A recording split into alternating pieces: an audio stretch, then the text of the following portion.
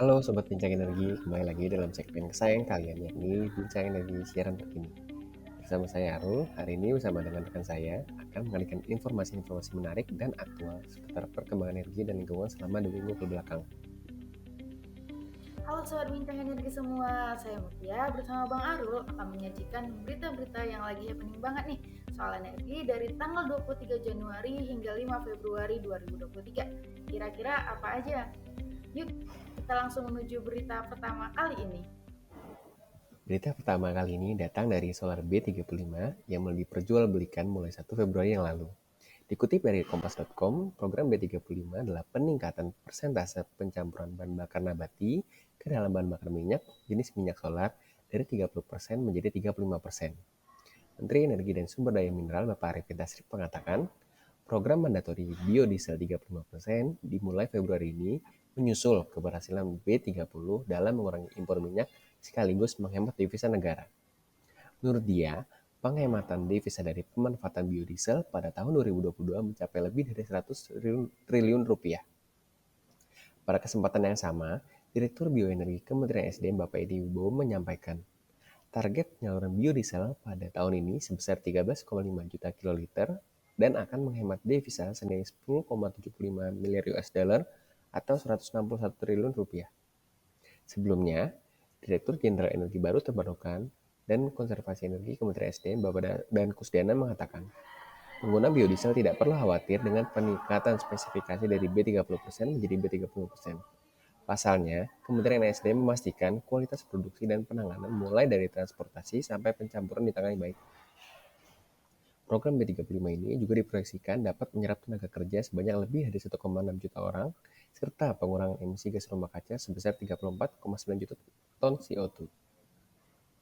Anggota Dewan Energi Nasional, Bapak Eri Purnomo Hadi mengatakan, untuk optimalisasi program B35 tentu diperlukan biaya yang tidak sedikit.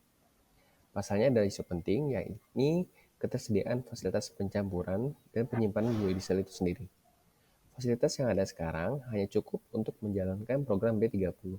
Untuk itu, perlu bantuan dana pemerintah untuk kanal sistem dan infrastrukturnya agar keberhasilan program B35 dapat tercapai sesuai target. Nah, gimana nih menurut Sobat Penca Energi? Semoga program B35 ini terrealisasi dengan baik ya. Bukan hanya bisa menghemat devisa, juga bisa turut menjaga lingkungan dengan mengurangi emisi gas rumah kaca dari BBM jenis solar.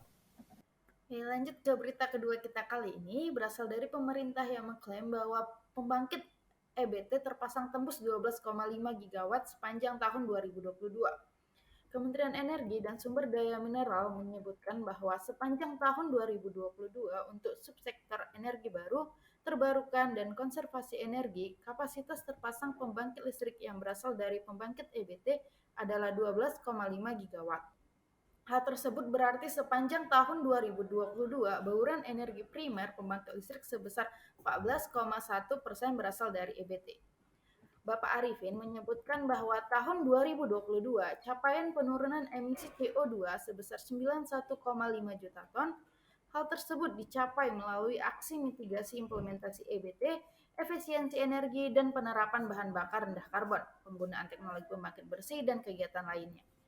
Sementara itu, dari subsektor mineral dan batu bara, kebutuhan batu bara diutamakan untuk pemenuhan kepentingan dalam negeri. Di tahun 2022, kebutuhan batu bara domestik itu mencapai 193 juta ton atau 116% dari target yang ditetapkan sebesar 166 juta ton.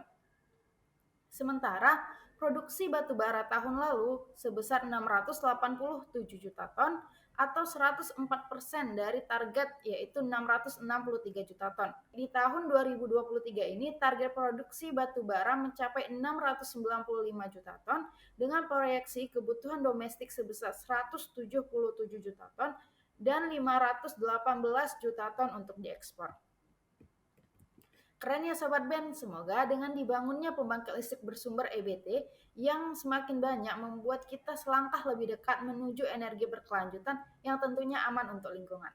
Yuk terus dukung upaya pemerintah untuk mencapai target bauran EBT 23% di tahun 2025. Lanjut, di berita ketiga kali ini kita beralih ke mancanegara, yaitu negara Afrika Selatan yang mengalami pemadaman listrik selama 12 jam sehari imbas krisis energi. Dikutip dari Detik Finance, Afrika Selatan saat ini mengalami krisis energi akut. Kondisi ini bahkan memicu pemadaman listrik bergilir yang dilakukan di negara tersebut selama 12 jam per hari. Kondisi ini disebabkan karena pembangkit listrik tenaga batu bara di negara tersebut sudah tua dan rusak. Selain itu, negara tersebut juga tidak memiliki cukup dana untuk membeli solar demi mengoperasikan generator darurat. Warga Afrika Selatan telah mengalami pemadaman listrik bertahun-tahun lamanya. Namun, pada tahun 2022 merupakan rekor terburuk di mana pemadaman listrik bergilir terus secara berlangsung selama 205 hari. Sementara sepanjang tahun ini, pemadaman bergilir terjadi setiap harinya. Situasi pun kembali memburuk minggu lalu ketika BUMN Energi di sana, Eskom, mengatakan akan menerapkan lebih banyak pemutusan aliran listrik karena kerusakan di 11 unit pembangkit listrik tenaga batu baranya. Atas kejadian tersebut, Presiden Afrika Selatan, Cyril Ramaphosa terpaksa membatalkan perjalanan ke Davos pada pekan ini. Ia menukar perjalanannya ke Forum Ekonomi Dunia di Swiss untuk pertemuan darurat tentang krisis energi yang sedang berlangsung. Sebagai tambahan informasi, Eskom telah memenuhi pasokan listrik negaranya dari armada pembangkit listrik tenaga batu bara yang telah digunakan secara berlebihan dan kurang terawat selama bertahun-tahun. Perusahaan juga disebut-sebut hanya punya sedikit cadangan energi. Masalahnya, ini seharusnya bisa terselesaikan dengan dibangunnya 2 pembangkit tenaga batu bara terbesar di dunia di Medupe dan Kusile di Provinsi Limpopo dan Mpumalanga di Afrika Selatan. Namun, 15 tahun setelah konstruksi dimulai, pembangkit ini hanya menghasilkan sekitar setengah dari akumulasi kapasitas mereka, yakni 1.600 MW, karena adanya kerusakan, cacat teknis, hingga kecelakaan. Utang Eskom pun melesat ke angka 22,7 miliar US dollar atau 342,77 triliun rupiah dan menempatkannya ke dalam posisi keuangan yang genting. Tragedi pencurian listrik di kota-kota miskin hingga para pelanggan yang tak bayar listrik pun memperburuk keadaan. Perusahaan telah kehilangan uang selama bertahun-tahun dan bergantung pada dana talangan pemerintah. Bahkan pada Maret 2022, dilaporkan kerugian perusahaan mencapai 723 juta US dollar atau setara 10,91 triliun rupiah. Nah, gimana nih menurut Sobat BM? Semoga krisis energi di Afrika Selatan segera terlewati ya. Semoga pertemuan Presiden Afrika Selatan di Forum Ekonomi Dunia di Swiss dapat menambah jalan keluar yang baik dan dapat mendapat bantuan dari negara-negara lainnya. Kita kembali lagi ke Bumi Pertiwi. Berita keempat datang dari Menteri ESDM Bapak Arifin Tasrif yang mengungkapkan bahwa Indonesia kekurangan minyak sekitar 30.000 barel per hari untuk konsumsi di dalam negerinya.